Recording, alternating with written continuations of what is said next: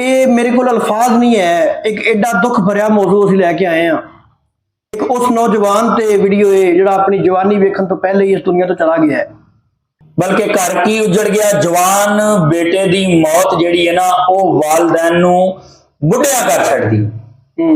2010 दे विच इहदे ते पाबंदी लगी है। वजीर आला ने भी कह दिता, वजीर आजम ने भी कह दिता, सदर ने भी कह दिता कि हमें बड़ा दुख हुआ। पंजाब पुलिस इन्हें पीते हुए ने सत्तू या पीते हुए ने या इन्हां दे सत्तू मुक्के हुए ने।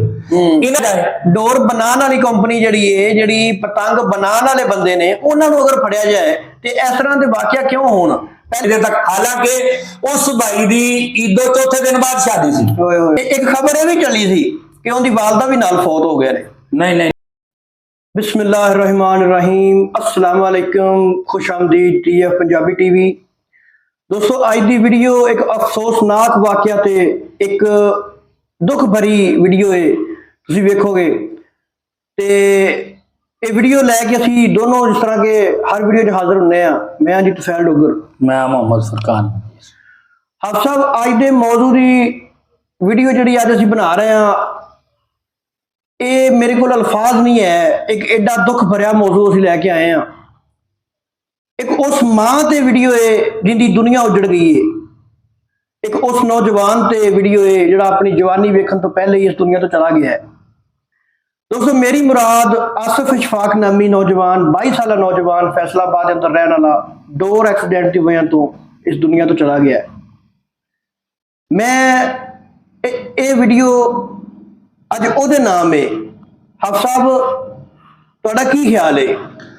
ये जिहड़ी एक पतंगबाजी है, एक तफरी है, एक खेल है यार, एक कैसी तफरी है, कैसी गेम है कि किसी की जान ले जाती है। थोड़ा इहदे बारे की ख्याल है? बिस्मिल्लाहिर्रहमानिर्रहीम। तुफैल भाई, लोकां दा तमाशा होया। एक मां दा बेटा चला गया, बिल्कुल।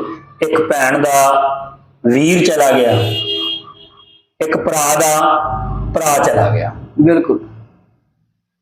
दुनिया की तफरी हुई, घर उजड़ गया, बल्कि घर की उजड़ गया जवान बेटे दी मौत जिहड़ी है ना वो वालदैन नूं बुढ़िया कर छड्डी।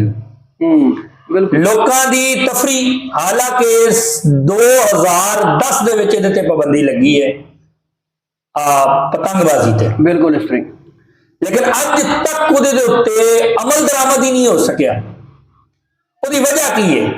उहदी वजह ना उस्मान बुज़दार वजीर आला है, ना उहदी वजह मरियम नवाज वजीर आला है, ना उहदी वजह जिहड़ी है ना वजीर आला साबका शहबाज शरीफ साहब। ये उन्हां दी वजह नहीं है। इन्हां दा काम हुंदा कानून बनाना, असैंबली दे विच जाना, कानून नूं पास कराना। अगे काम हुंदा है अदारियां दा उहनूं अमल दरामद कराउणा, यानी कि उहनूं नाफज कराउणा अदारियां दा हुंदा है। हुण हुकूमत ने कानून पास कर दिता, मरियम ने कह दिता जी हमें बहुत दुख हुआ, मरियम नवाज ने कह दिता हमें बहुत दुख हुआ, वजीर आला ने भी कह दिता, वजीर आजम ने भी कह दिता, सदर ने भी कह दिता कि हमें बड़ा दुख हुआ। लेकिन दुख होने के नाल आया कि ओहदा बेटा वापस आ गया, इशफाक वापस आ गया। बिल्कुल।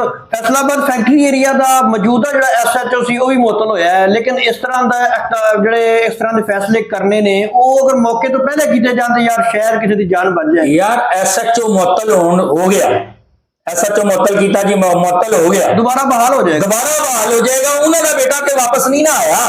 हफ साहब रवां साल 4 तो 5 मौतां होईयां ने।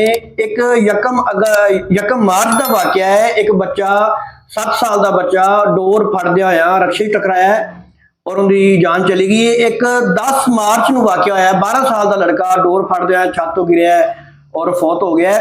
एक मौजूदा जिहड़ा वाकया है। एक हफ साहब एक होर इस तो बाद एक वाकया, उस तो बाद फिर सियालकोट दे विच वाकया पेश आया। असल गल तुफैल भाई 4 होण या 5 होण वाके, मौत है। जान तो एक भी बहुत, जान तो एक भी बड़ी कीमती होंदी है। लेकिन साडे जेड़े ने ना खास करके पंजाब पुलिस इन्हें पीते हुए ने सत्तू या पीते हुए ने या इन्हां दे सत्तू मुक्के हुए ने। इन्हां दा निजाम साडे मुल्क दा जेड़ा ना इस हिसाब दा हो गया है। एक तुसी आप सोचो, पतंगबाजी कानूनन जुर्म है। बिल्कुल। बच्चे नूं पता है कि डोर कित्थों मिलदी है, ਬੱਚੇ ਨੂੰ ਪਤਾ ਹੈ ਨਾਜ਼ਰੀਨ, ਬਿਲਕੁਲ ਵੈਲ ਭਾਈ ਬੱਚੇ ਨੂੰ ਪਤਾ ਹੈ ਡੋਰ ਕਿੱਥੋਂ ਮਿਲਦੀ ਹੈ, ਔਰ ਪੰਜਾਬ ਪੁਲਿਸ ਨੂੰ ਨਹੀਂ ਪਤਾ। ਸਿਰਫ ਕੀ ਵਜ੍ਹਾ? ਪੁਆਇੰਟ ਵਾਲੀ ਗੱਲ ਹੈ, ਪੁਆਇੰਟ ਵਾਲੀ ਗੱਲ ਆਪ ਪੈਸਾ ਲੱਗਿਆ, ਕੇਸ ਰਫਾ ਦਫਾ ਹੋ ਗਿਆ। ਇੱਕ ਦੋਸਤ ਮੇਰਾ ਹੈ, ਉਹ ਮੈਨੂੰ ਦੱਸਦਾ ਹੈ ਕਿ ਅੱਜ ਤੋਂ 3 ਸਾਲ ਪਹਿਲੇ ਮੇਰੀ ਇੱਕ ਜਗ੍ਹਾ ਦੇ ਉੱਤੇ ਹੋ ਜਾਂਦੀ ਲੜਾਈ। ਐਸਐਚਓ ਆਂਦਾ ਹੈ ਮੌਕੇ ਤੇ, ਐਸਐਚਓ ਨੇ ਕਿਹਾ ਉਹਨੇ ਲਿਆ ਪੈਸੇ, ਤੇਰਾ ਜਿਹੜਾ ਨਾ ਮਸਲਾ ਰਫਾ ਦਫਾ ਕਰ, ਜਿਹੜਾ ਕੋਈ 500 ਜਾਂ 1000 ਜਾਂ 2000 ਜਿੰਨਾ ਵੀ ਦੇ ਲੈ ਕੇ ਨਾ ਤੇ ਗੇਮ ਨੂੰ ਖਤਮ ਕਰਾਵਾਂ। ਉਹਨੇ ਕਿਹਾ ਨਹੀਂ ਮੈਂ ਕਾਨੂੰਨੀ ਜੰਗ ਲੜਨੀ ਚਾਹੁੰਦਾ। ਉਹ ਕਾਨੂੰਨੀ ਜੰਗ ਕੀ ਕੇਸ ਚੱਲਿਆ, 3 ਸਾਲ ਉਹ ਬੰਦਾ ਅੰਦਰ ਰਿਹਾ। ਜਿਸ ਵੇਲੇ ਉਹਨੇ ਜੱਜ ਨੇ ਉਹਨੂੰ ਬਰੀ ਕੀਤਾ ਤੇ ਉਹਨੇ ਜੱਜ ਨੂੰ ਕਿਹਾ ਮੈਂ ਤੇਰੇ ਲਈ ਦੁਆ ਕਰਦਾ ਅੱਲਾਹ ਤਾਲਾ ਤੈਨੂੰ ਐਸਐਚਓ ਲਾਵੇ। ਉਹਨੇ ਕਿਹਾ ਮੈਨੂੰ ਐਸਐਚਓ, ਮੈਂ ਜੱਜ ਆ ਤੂੰ ਮੈਨੂੰ ਐਸਐਚਓ। ਉਹਨੇ ਕਿਹਾ ਜੱਜ ਸਾਹਿਬ ਜਿਹੜੇ ਇਨਸਾਫ ਵਾਸਤੇ ਮੈਂ 3 ਸਾਲ ਰੁਲਿਆ ਨਾ, ਇਹ ਮੇਰਾ ਮੌਜੂਦਾ ਜਿਹੜਾ ਥਾਣੇ ਦਾ ਐਸਐਚਓ ਸੀ ਉਹ ਕਹਿੰਦਾ ਸੀ 500 ਨੇ ਲਿਆ ਤੇਰਾ ਮਸਲਾ ਹੱਲ ਕਰ। ਮੌਕੇ ਤੇ ਹੀ ਮੁਕਾ ਦੇਣਾ ਸੀ ਉਹਨੇ, ਮੌਕੇ ਤੇ ਹੀ ਮੁਕਾ ਦੇਣਾ। ਇੱਕ ਨੰਬਰ ਗੱਲ ਏ ਹਫ ਸਾਹਿਬ, ਇਹ ਜਿਹੜੀਆਂ ਚੀਜ਼ਾਂ ਨੇ ਨਾ, ਤੁਹਾਡੀ ਗੱਲ ਤੇ ਮੈਂ ਗੱਲ ਕਰਨਾ ਕਿ ਜਿਸ ਤਰ੍ਹਾਂ ਕਿ ਨਸ਼ੇ ਕਰਨ ਵਾਲੇ ਬੰਦੇ ਨੂੰ ਫੜਦੇ ਨੇ ਪੁਲਿਸ ਵਾਲੇ, ਨਸ਼ਾ ਵੇਚਣ ਵਾਲੇ ਨਹੀਂ ਫੜਦੇ। ਨਹੀਂ ਤੁਸੀਂ ਇੱਕ ਆਪ ਸੋਚੋ, ਆ ਪਟਾਖੇ ਵਗੈਰਾ ਹੋ ਗਏ, ਸ਼ਬੇ ਬਰਾਤ ਤੇ ਇਹਨਾਂ ਦੀ ਪਾਬੰਦੀ ਹੈ, ਬਿਲਕੁਲ ਕੋਈ ਨਹੀਂ ਚਲਾ ਸਕਦਾ। ਜਿਹੜਾ ਗਲੀਆਂ ਮਹੱਲੇ 'ਚ ਚਲਾਵੇ ਉਹਨੂੰ ਤੇ ਪੰਜਾਬ ਪੁਲਿਸ ਫੜ ਲੈਂਦੀ, ਜਿਹੜਾ ਦੁਕਾਨ ਤੇ ਰੱਖ ਕੇ ਵੇਚੇ ਉਹਨੂੰ ਕਿਉਂ ਨਹੀਂ ਫੜਦੀ? ਹਾਂ ਬਿਲਕੁਲ, ਉਹਨੂੰ ਕਿਉਂ ਨਹੀਂ? ਅਸੂਲੀ ਇਹ ਨਾ ਕਿ ਜੁਰਮ ਨੂੰ ਜੜ ਤੋਂ ਫੜਿਆ ਜਾਏ। ਡੋਰ ਬਣਾਉਣ ਵਾਲੀ ਕੰਪਨੀ ਜਿਹੜੀ ਪਤੰਗ ਬਣਾਉਣ ਵਾਲੇ ਬੰਦੇ ਨੇ ਉਹਨਾਂ ਨੂੰ ਅਗਰ ਫੜਿਆ ਜਾਏ ਤੇ ਇਸ ਤਰ੍ਹਾਂ ਦੇ ਵਾਕਿਆ ਕਿਉਂ ਹੋਣ? ਪਹਿਲੇ ਡੋਰ ਕੈਮੀਕਲ ਵਾਲੀ ਡੋਰ ਹੁੰਦੀ ਨਹੀਂ ਸੀ। ਫੜਦੇ ਨੇ ਗਲੀਆਂ ਮਹੱਲਿਆਂ 'ਚ ਫੜਦੇ ਨੇ, ਲੇਕਿਨ 200-400 ਦਿੱਤਾ ਉਹ ਮੇਰਾ ਦੋਸਤ ਹੈ ਫਲਾਨ ਹੈ ਇਹ ਉਹ ਇਸ ਤਰੀਕੇ ਨਾਲ ਕਰਕੇ ਛਡਾ ਕੇ ਲੈ ਜਾਂਦੇ ਨੇ। असल गल है कि सच्चाई छुप नहीं सकती, बनावट के असूलों से खुशबू आ नहीं सकती कभी कागज के फूलों से। ਵਿੱਚ ਜਿਹੜੀ ਇਹ ਡੋਰ ਕੈਮੀਕਲ ਵਾਲੀ ਬਣੀ ਹੈ ਨਾ, ਇਹ ਜਦੋਂ ਦੀ ਇੱਕ ਮਤਲਬ ਮਾਰਕੀਟ ਚ ਆਈ ਹੈ, ਇਹ ਜਾਨਲੇਵਾ ਡੋਰ ਹੈ। ਉਸ ਤੋਂ ਬਾਅਦ ਮੌਤਾਂ ਜਿਹੜੀਆਂ ਨੇ ਵਧੀਆਂ ਹੀ ਨੇ। ਹੁਣ 3-4 ਦਿਨਾਂ ਦੇ ਵਿੱਚ ਤੁਸੀਂ 4 ਲਾਸ਼ਾਂ ਤੇ ਆਪਣੇ ਹੱਥੀ ਚੁੱਕੀ ਬੈਠੇ ਹੋ, ਲੇਕਿਨ ਤਫਰੀ ਵਾਲਿਆਂ ਦੀ ਤਫਰੀ ਹੋ ਰਹੀ ਹੈ।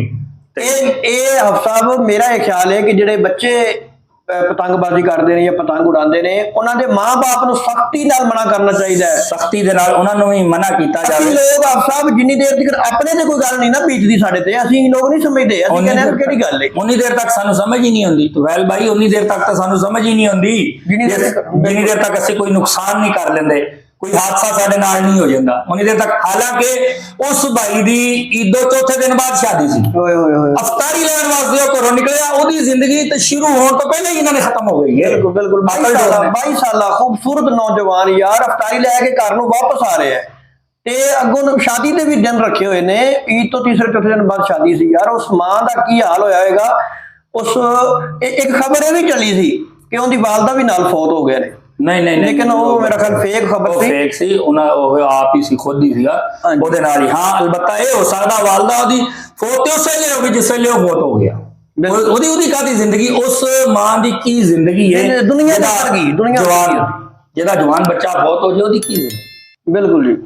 ਅੱਛਾ ਆਪ ਸਾਹਿਬ, ਹੁਣ ਤੁਸੀਂ ਆਖਰ ਤੇ ਆ ਕੇ ਕੀ ਪੈਗਾਮ ਦੇਣਾ ਚਾਹੋਗੇ ਸਾਡੇ ਨਾਜ਼ਰੀਨ ਨੂੰ, ਵੇਖਣ ਵਾਲਿਆਂ ਨੂੰ, ਸਾਡੀ ਹਕੂਮਤ ਨੂੰ? ਇਹ ਹੀ ਪੈਗਾਮ ਦੇਣਾ ਚਾਹਾਂਗਾ ਕਿ ਪੁਲਿਸ ਨੂੰ ਚਾਹੀਦਾ ਹੈ ਕਿ ਅਗਰ ਕਾਨੂੰਨ ਬਣ ਕੇ ਇਹਨਾਂ ਦਾ ਸਾਹਮਣੇ ਆਇਆ ਤੇ ਉਸ ਤੇ ਅਮਲ ਦਰਾਮਦ ਕਰੇ, ਬਜਾਏ ਕਿ 200-400 ਲੈ ਕੇ ਉਹਨਾਂ ਨੂੰ ਛੱਡਿਆ ਜਾਵੇ, ਬਲਕਿ ਇਦਾਂ ਦੇ ਬੰਦਿਆਂ ਨੂੰ ਫੜ ਕੇ ਕੜੀ ਤੋਂ ਕੜੀ ਸਜ਼ਾ ਦਿੱਤੀ ਜਾਵੇ ਤਾਂ ਕਿ ਹੋਰ ਆਸਫਨਾਮੀ ਬੰਦਾ ਆਪਣੀ ਜ਼ਿੰਦਗੀ ਬਚ ਸਕੇ, ਉਸ ਆਸਫਨਾਮੀ ਬੰਦੇ ਦੀ ਜ਼ਿੰਦਗੀ ਬਚ ਸਕੇ। ਕਿਸੇ ਨਾਲ ਵੀ ਇਹ ਮਾਮਲਾ ਹੋ ਸਕਦਾ, ਹਰ ਬੰਦਾ ਆਪਣੀ ਪਰੇਸ਼ਾਨੀ ਦੇ ਵਿੱਚ ਰੋੜਾਂ ਬਾਜ਼ਾਰਾਂ ਦੇ ਵਿੱਚ ਜਾ ਰਿਹਾ, ਅੱਗੋਂ ਡੋਰ ਫਿਰ ਜਾਂਦੀ, ਉਹਦੇ ਤਾਂ ਅਰਮਾਨ ਉੱਥੇ ਹੀ ਖਤਮ ਹੋ ਗਏ। ਬਿਲਕੁਲ ਇਸ ਤਰ੍ਹਾਂ ਗੱਲ ਹੈ। ਨਾਜ਼ਰੀਨ, ਬਾਅਦ ਦੇ ਵਿੱਚ ਅਗਲੇ ਬੰਦੇ ਨਾਲ ਹਮਦਰਦੀ ਜਤਾਉਣ ਨਾਲ ਜਾਂ ਅਗਲੇ ਬੰਦੇ ਦੇ ਦੁੱਖ ਦੇ ਵਿੱਚ ਸ਼ਾਮਲ ਹੋਣ ਨਾਲ ਕੋਈ ਕੁਝ ਨਹੀਂ ਬਦਲਦਾ। ਉਸ ਤੋਂ ਪਹਿਲੇ ਹੀ ਉਹਦਾ ਦਾਅਵਾ ਕੀਤਾ ਜਾਵੇ, ਉਹਦਾ ਹੱਲ ਕੀਤਾ ਜਾਵੇ। ਜਿਹੜਾ ਬੰਦਾ ਦੁਨੀਆ ਤੋਂ ਚਲਾ ਜਾਂਦਾ ਹੈ, ਉਹਨੇ ਵਾਪਸ ਨਹੀਂ ਆ ਜਾਣਾ ਤੁਹਾਡੇ ਇਸ ਦੁੱਖ ਦੀ ਆਧਾਰ ਨਾਲ। ਜਿਹੜੇ ਮਤਲਬ ਸਾਡੇ ਹੈ ਨੇ ਅਹੁਦੇਦਾਰਾਂ, ਇਹ ਅਗਰ ਬਾਅਦ ਵਿੱਚ ਦੁੱਖ ਦਾ ਆਧਾਰ ਕਰਦੇ ਨੇ, ਉਹਦਾ ਕੋਈ ਫਾਇਦਾ ਨਹੀਂ। ਅਸੀਂ ਇਹ ਹੀ ਕਵਾਂਗੇ ਕਿ ਕਾਨੂੰਨ ਬਣਿਆ, ਜਿਸ ਚੀਜ਼ ਦਾ ਕਾਨੂੰਨ ਬਣਿਆ ਉਹਦੇ ਤੇ ਅਮਲ ਦਰਾਮਦ ਹੋਵੇ, ਔਰ ਸਾਨੂੰ ਇਸ ਚੀਜ਼ ਦੀ ਹਿਫਾਜ਼ਤ ਸਾਡੀ ਜਿਹੜੀ ਆਮ ਆਵਾਮ ਹੈ ਉਹਨੂੰ ਮਿਲਣੀ ਚਾਹੀਦੀ ਹੈ। ਹਰ ਚੀਜ਼ ਦੀ ਮਹਿਫੂਜ਼ ਆਪਣੇ ਆਪ ਨੂੰ ਮਤਲਬ ਸਮਝੇ ਇਸ ਮੁਲਕ ਦੇ ਵਿੱਚ ਰਹਿੰਦੇ ਆਇਆ। ਤੇ ਅੱਛਾ ਨਾਜ਼ਰੀਨ, ਸਾਨੂੰ ਅੱਜ ਦਿਓ ਇਜਾਜ਼ਤ। ਇਹ ਵੀਡੀਓ ਇੱਥੋਂ ਤੱਕ ਹੀ ਸੀ, ਇਨਸ਼ਾਅੱਲਾ ਮਿਲਾਂਗੇ ਅਗਲੀ ਵੀਡੀਓ ਦੇ ਵਿੱਚ। ਅੱਲਾਹ ਹਾਫਿਜ਼। ਓਕੇ ਜੀ, ਅੱਲਾਹ ਹਾਫਿਜ਼।